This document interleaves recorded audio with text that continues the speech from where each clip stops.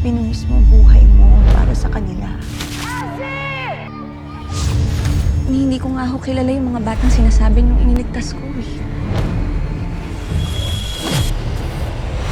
Ngayong Lunes, Alam ko magaling ka sa labanan eh. Pero minsan, magkunwari ka naman na nasasaktan ka o nahihirapan ka para hindi boring panuorin ng mga nanonood. Tsaka para mas marami akong perang makuha sa labanan mo. Tsaka alam mo naman ang mangyayari sa'yo, di ba? Pag pumiglas ka. Hinding-hindi kayo makakaligtas sa lahat ng kasamaang ginagawa niyo sa mga atubaw. Hindi na ba talaga tayo makakalis sa impyernong lugar na to?